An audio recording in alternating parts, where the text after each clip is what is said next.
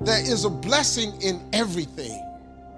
Behind every moment of adversity in your life, there is a blessing and a lesson.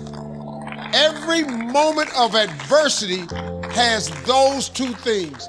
Pain always leaves a gift. Sometimes the breakup is the blessing.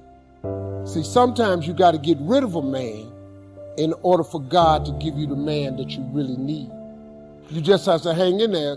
He might have something better for you. Don't worry about the people that God has removed from your life. He saw things you didn't see. He heard conversations you couldn't hear, and he made moves you wouldn't make. And that's it.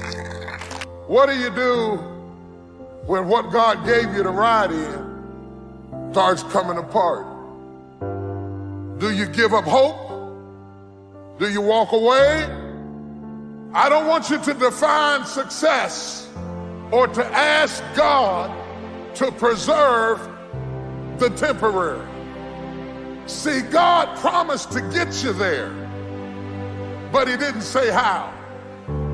And if you're not careful, you will put all your energy and you'll put all of your work into preserving something that God only gave you for a season. God brings some people in your life to get you from point A to point B. The thing you was counting on to get you to the other side. The job you thought you'd retire with. The house you thought you'd have the rest of your life. And the storm got it. How many of you have lost some stuff in the storm? Lost some people in the storm, and it made you feel like a failure. It was a temporary blessing. If it was meant to stay, it couldn't leave. You're in love with what you had.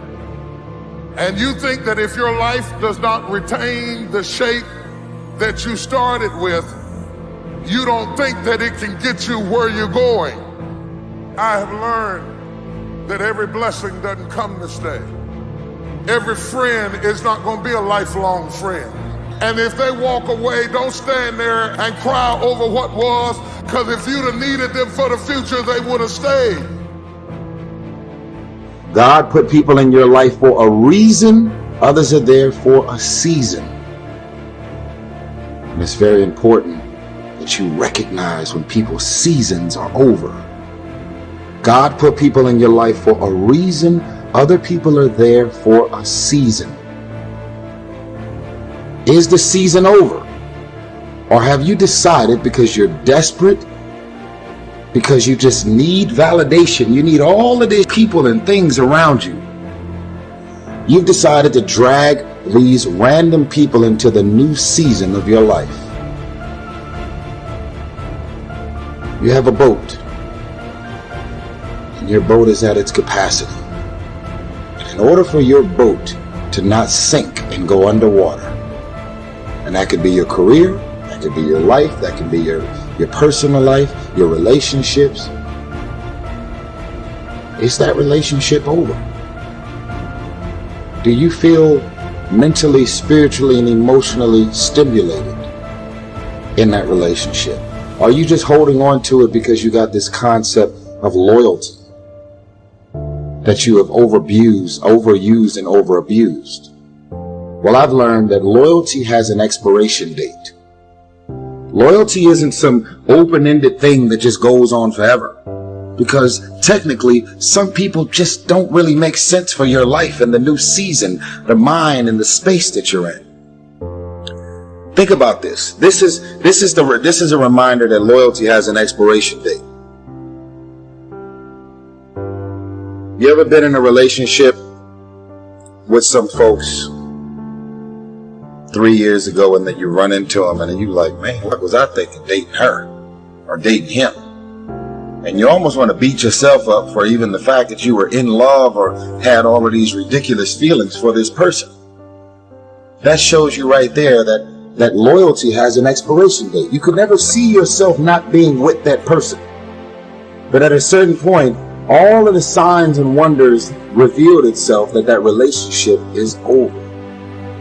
So if you had drugged that person, those people, those friends, into the new season of your life wouldn't be going as well as it's going right now. We all have things happen to us in life that we don't understand.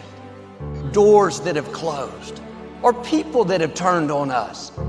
It's easy to live frustrated and fight against everything we don't like. We think that it's holding us back. Everything serves His plan. Not just the good things. The person that walked away is serving His plan. If that wouldn't have happened, you couldn't reach your destiny. What you couldn't see was God had something better. You may not like it. It doesn't seem fair, but it's serving His plan. When you understand that everything serves His plan, then you won't live frustrated. You won't get upset because you didn't get your way. The person that walked away wasn't a coincidence. It was God moving them away. We need to see difficulties in a new light. How do you know that closed door, that disappointment, is not setting you up for something that you've never seen? The scripture says our steps are being ordered by the Lord. If you weren't supposed to be there, you wouldn't be there. Don't be upset over that person that's trying to make you look bad. You need them to reach your destiny. It wasn't a coincidence. It's positioning you for something bigger. Sometimes it's going to feel like you're going backwards. You have to trust Him when you don't understand. All things work together for good to those that love the Lord. Now the test, while it's not good, will you stay in faith? When it's unfair, will you believe that God is still on the throne? That what He started in your life, He's going to finish? God will use people being against you to move you into your purpose. You need people that try to throw you into the pit so you can take your throne. People can't override what God has ordained for you.